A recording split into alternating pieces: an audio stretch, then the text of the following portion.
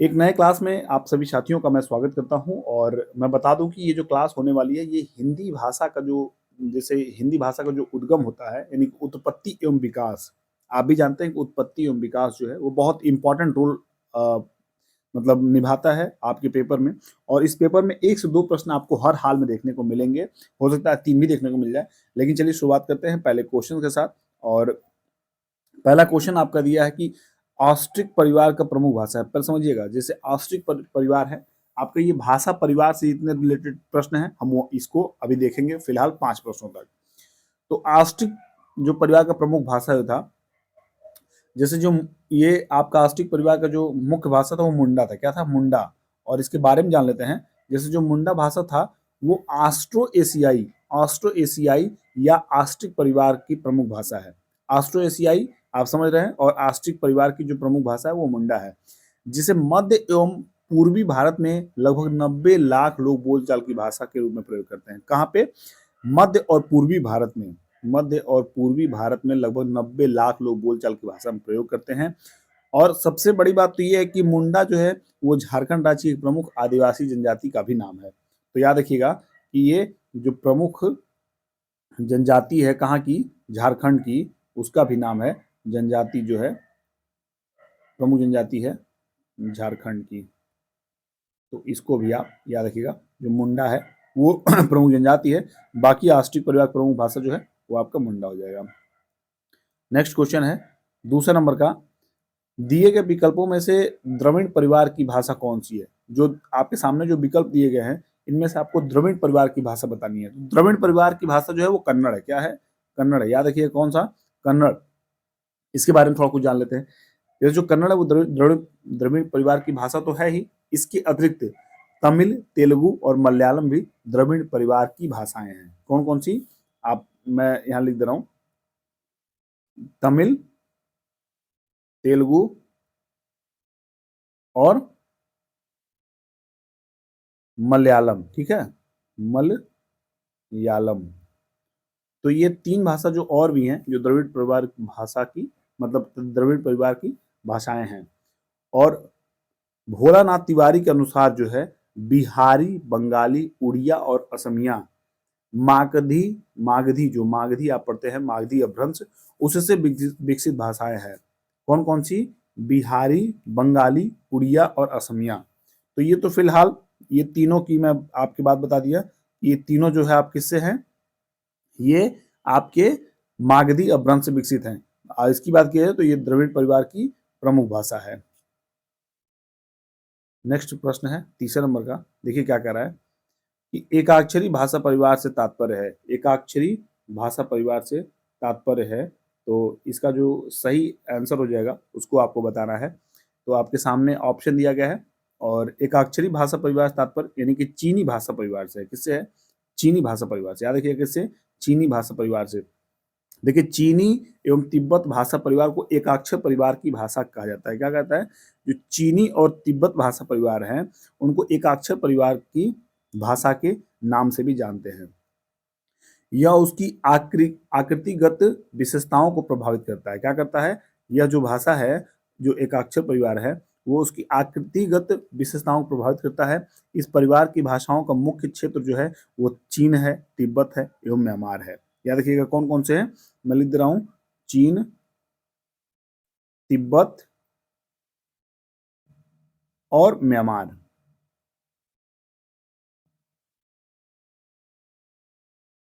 आप चाहें तो देखिए म्यांमार, मैं यहाँ पे म्यांमार लिख रहा था, आप इसको म्यांमार नोट कर लीजिए। 3 जो भाषाएं हैं जो प्रमुख जो बोली जाती हैं इन जगहों पे बोली जाती हैं। और भूटान एवं भारत के उत्तर पूर्व क्षेत्र में भी इस परिवार को बोलने वाले लोग हैं। इस परिवार की मुख्य भाषा चीनी है। और बात करें चौथे प्रश्न की, और उससे पहले मैं आप सभी से कहना चाहूंगा जो भी लोग चैनल पर नए हो या पहली बार आए हों, चैनल को सब्सक्राइब करें, साथ ही बेल आइकन प्रेस करें और अपने सभी साथियों को इस क्लास को शेयर करिएगा। क्लास अच्छा लगा प्लीज क्लास को लाइक करिएगा, क्योंकि बहुत मेहनत करता हूँ, बहुत एफर्ट लगाता हूँ इसमें, इस क्लास को बनाने में।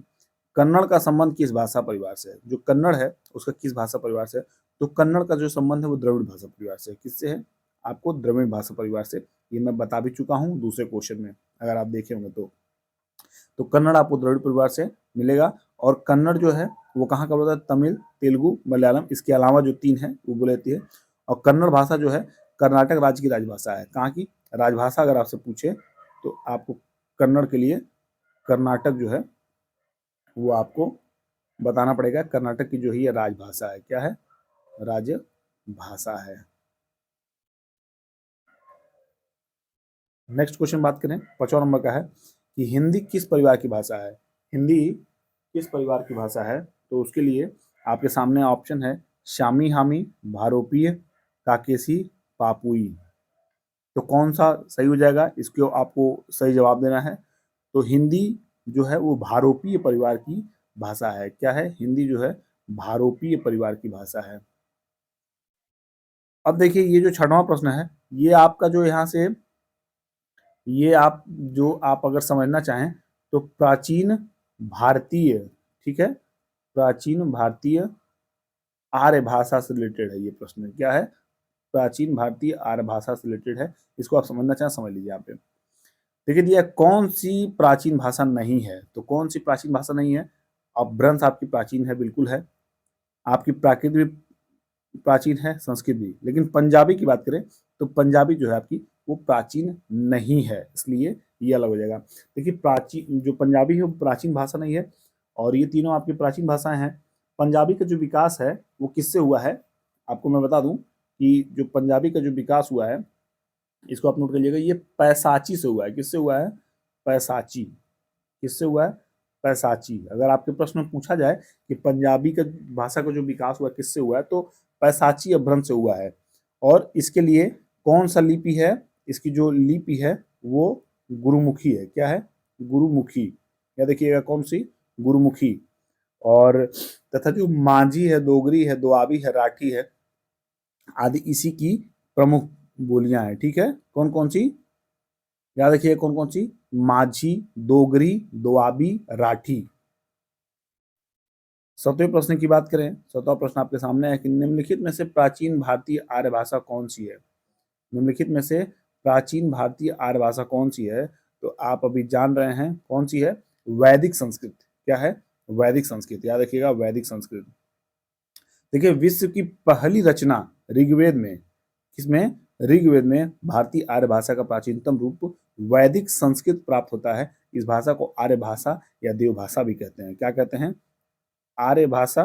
याद रखिएगा अगर आपसे आर्य भाषा पूछा जाए तो वैदिक संस्कृत टिक करिएगा, आर्य भाषा या देव भाषा भी कहते हैं। इसको आप नोट कर लीजिएगा।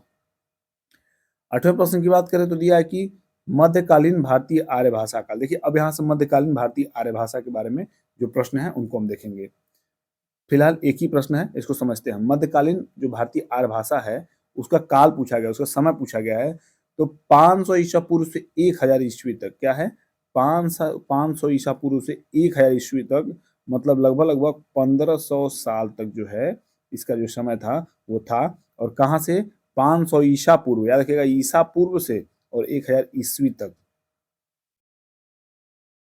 9वें की बात करें तो 9वां दिया है कि आधुनिक भारतीय आर्य भाषाओं के उदय के पूर्व आर्य भाषा का कौन सा रूप विद्यमान था? आधुनिक भारतीय आर्य भाषाओं के उदय के पूर्व आर्य भाषा का कौन सा रूप विद्यमान था? तो ए हो जाएगा आपका संस्कृत, बी हो जाएगा पाली, सी हो जाएगा प्राकृत, और डी है अपभ्रंश। तो अपभ्रंश जो है आपका वो है राइट हो जाएगा। यानी कि आधुनिक भारतीय आर्य भाषाओं के उदय के पूर्व आर्य भाषा का अपभ्रंश रूप विद्यमान था। क्या था? अपभ्रंश रूप विद्यमान था। देखिए हम पढ़ रहे हैं आधुनिक भारतीय आर्य भाषा के बारे में, आधुनिक भारतीय आर्य भाषा में। तो अब यहाँ पे देखिए 10वां नंबर के कि आधुनिक भारतीय भाषाओं का विकास किससे हुआ है? आधुनिक भारतीय भाषाओं का विकास किससे हुआ है? तो आपके सामने अपभ्रंश है, अवधि है, खड़ी बोली है, ब्रजभाषा है। तो मुझे लगता है कि सभी लोग जानते हैं कि अपभ्रंश से हुआ है। आधुनिक भारतीय भाषाओं का विकास जो हुआ है वो अपभ्रंश से हुआ है। तो इस तरह आप याद रखिएगा कि अपभ्रंश जो है वो बहुत इंपॉर्टेंट है। और 11वें प्रश्न की तरफ बढ़ते हैं। 11वां प्रश्न आपके सामने है। ये सोर सैनी पे जितने प्रश्न बन सकते हैं उनको हम यहाँ पे लेके आए हैं आपके सामने, उसको समझ लीजिएगा आप। फिर से मैं लिख रहा हूँ, देखिए आप,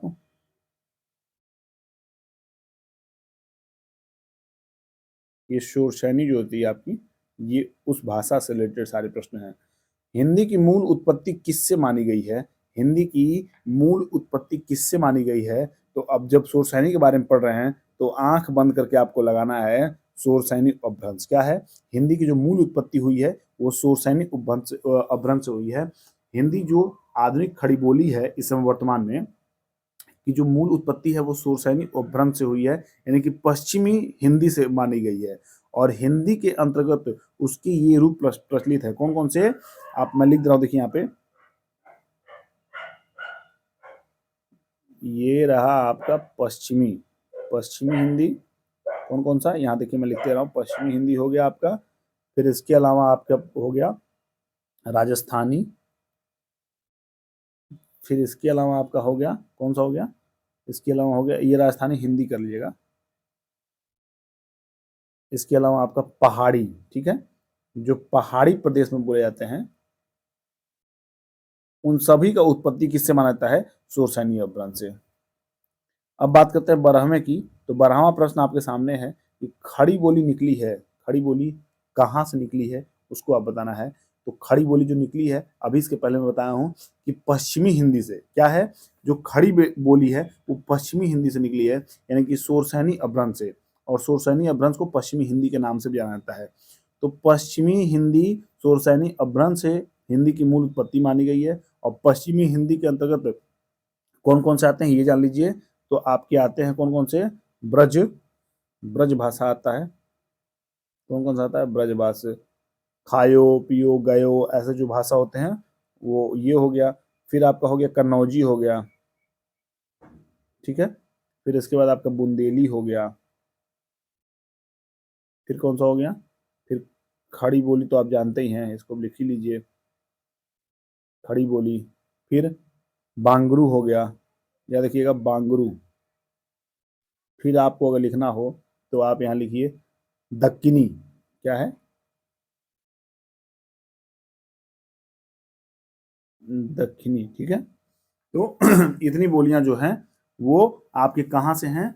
जो पश्चिमी हिंदी अंतर्गत आते हैं जो, वो ये भाषाएं हैं। ब्रजभाषा है, कन्नौजी है, बुंदेली है, खड़ी बोली है, बांगरू और दक्खनी है। बाकी अगर खड़ी बोली कहाँ से निकली है तो आपको हर हाल में आपका जवाब इसका होना चाहिए पश्चिमी हिंदी। जो बी ऑप्शन पे आपको दिया है, पश्चिमी हिंदी को हम शोरसैनी अपभ्रंश के नाम से भी जानते हैं। अब बात करें 13वें प्रश्न की। तो दिया है कि हिंदी की उत्पत्ति किस अपभ्रंश से मानी जाती है? हिंदी की उत्पत्ति जो है वो किस अपभ्रंश से मानी जाती है? तो आप पढ़ते आ रहे हैं कि शोरसैनी से। किससे है? शोरसैनी से। बाकी देखिए सारी चीज मैं समझा दे रहा हूँ आपको कि जो डॉक्टर नरेंद्र एक अपनी पुस्तक लिखे थे डॉक्टर नरेंद्र ने, उस पुस्तक में हिंदी साहित्य का जो इतिहास है उसमें लिखा इन्होंने कि हिंदी भाषा का जो उद्भव है वो अपभ्रंश के शोरसैनी और अर्धमागधी और मागधी रूपों से हुआ है। और अगर सच्चाई बात की जाए तो आप खड़ी बोली या पश्चिमी हिंदी जो है आपकी वो शोरसैनी है, तो आप शोरसैनी टिक करिए। बाकी माकदी के लिए बहुत कंफ्यूजन है, इसको आप मत ही देखिए, बेहतर है। और यूपीएसआई 2021 का पेपर जो हुआ था 2017 का, उसमें ये ए ही माना गया है, ए सही इसको माना गया है। तो इसमें आप बहुत डाउट मत रखिए अपने मन में। 14वें नंबर प्रश्न की बात करें कि हिंदी भाषा की उत्पत्ति हुई है, हिंदी भाषा की उत्पत्ति कहाँ से हुई है? तो आप भी जानते हैं कि शोरसैनी अपभ्रंश से हुई है। किससे हुई है? शोरसैनी अपभ्रंश से हुई है। 15वें की बात करें, 15वां प्रश्न आपके सामने है, ब्रजभाषा का विकास किस अपभ्रंश से हुआ है? तो ब्रजभाषा हमने आपको बताया कि पश्चिमी हिंदी के अंतर्गत कौन कौन से भाषा आते हैं? ब्रजभाषा, कन्नौजी, बुंदेली, खड़ी बोली, बांगरू और दक्कनी, ये सब आते हैं, प्रचलित है, मतलब मुख्य रूप से ये जाने जाते हैं। तो ब्रजभाषा आपके किस में आ गया? पश्चिमी हिंदी में आ गया। तो पश्चिमी हिंदी कहाँ से है? और पश्चिमी हिंदी का मूल रूप जो है वो शोरसैनी है, तो इसलिए शोरसैनी आप टिक करेंगे। और नेक्स्ट क्वेश्चन देखेंगे 16वें नंबर का। क्या कह रहा है कि खड़ी बोली हिंदी का विकास किस भाषा से हुआ है? खड़ी बोली, खड़ी बोली हिंदी का विकास किस भाषा से हुआ है? तो इसको आप समझ लीजिए और अच्छे से इसको इस प्रश्न को करिए। आपके सामने ऑप्शन है ब्रज, अवधी और दक्कनी हिंदी और अपभ्रंश। तो आपको जो है खड़ी बोली हिंदी का विकास किस भाषा से हुआ है, तो आपको अपभ्रंश इसमें टिक करना पड़ेगा। अगर शोरसैनी नहीं रहा तो आपको अपभ्रंश, ठीक है। शोरसैनी अपभ्रंश से। किससे? शोरसैनी अपभ्रंश से। 17वें प्रश्न की बात करें तो दिया है कि हिंदी खड़ी बोली किस अपभ्रंश से विकसित हुई है। हिंदी खड़ी बोली जो है वो शोरसैनी उपभ्रंश से हुई है। किससे हुई है? शोरसैनी। तो यहाँ तक जो है हम शोरसैनी से जितने रिलेटेड प्रश्न थे उनको देखें। बाकी अगला प्रश्न जो होगा वो आपका मागधी से होगा। किससे होगा? मागधी से। देखिए 18वां प्रश्न आपके सामने है कि बिहारी हिंदी का विकास किस प्राकृतिक या अपभ्रंश से माना गया है? किस प्राकृतिक या अपभ्रंश से माना गया है? तो इसके लिए आप भी जानते हैं कि जो बिहारी हिंदी का जो विकास है वो आपका मागधी से हुआ है। किससे हुआ है? मागधी, यानी कि मगध। मगध से मागधी जो रिलेटेड है वो आप जानिएगा। और बिहारी हिंदी का विकास जो है मागधी अपभ्रंश से माना जाता है। वर्तमान में यह बिहार के पटना, गया, हजारीबाग जिलों में बोली जाती है। कहाँ कहाँ? अगर आपसे पूछ लिया जाए कि ये भाषा कहाँ कहाँ बोली जाती है तो आप इसको जान लीजिए पहले। कहाँ कहाँ? पटना, बिहार के पटना, याद रखिएगा बिहार में जो पटना है, गया, फिर हजारीबाग।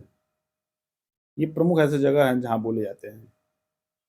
19 नंबर प्रश्न है कि भोजपुरी बोली की उत्पत्ति हुई है।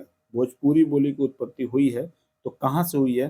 तो मागधी से हुई है। किससे हुई है? मागधी अपभ्रंश से हुई है। किससे? मागधी अपभ्रंश से।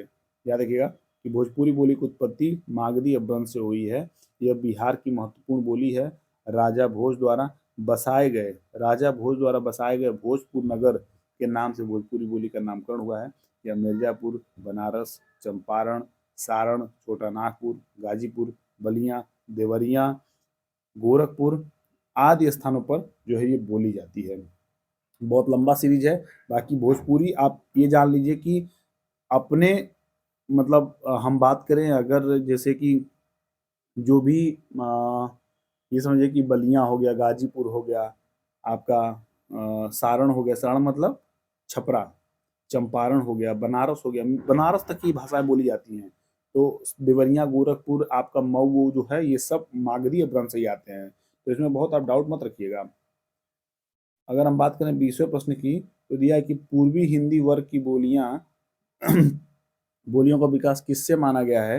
तो आपके सामने ऑप्शन है। तो पूर्वी हिंदी की बोलियां जो है वो आप बता सकते हैं अब यहाँ पे अर्ध मागधी अपभ्रंश से। किससे?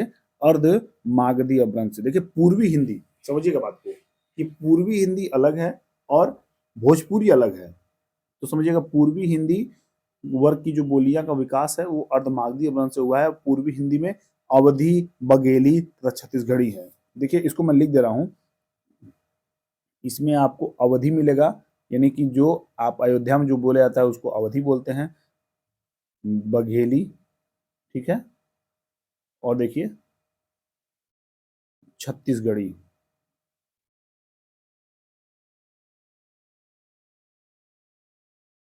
तो याद रखिएगा ये जो तीनों होते हैं ये आती है किस में? पूर्वी हिंदी में आती है। बाकी आपका भोजपुरी में पूर्वी नहीं आएगा। 21 की बात करें तो 21 जो है वो अर्धमागधी से रिलेटेड है। ये जो 20 और 21 नंबर का प्रश्न है, यानी कि 20 और 21 नंबर का जो प्रश्न है ये अर्धमागधी से संबंधित है, इसलिए इसको अर्धमागधी पे ही समझिएगा। पूर्वी हिंदी का विकास इनमें से किस अपभ्रंश से हुआ है? तो पूर्वी हिंदी का विकास आप अभी पढ़े हैं, आप इसको तुरंत बताइए। अर्धमागधी से। क्या है? अर्धमागधी से। तो इस तरह ये प्रश्न यहाँ समाप्त होते हैं। इस क्लास को भी यहीं एंड करते हैं और बाकी अगले क्लास में हम पश्चिमी हिंदी के बारे में जानेंगे, जैसे खड़ी बोली, ब्रजभाषा, हरियाणवी, कन्नौजी, बुंदेलखंड।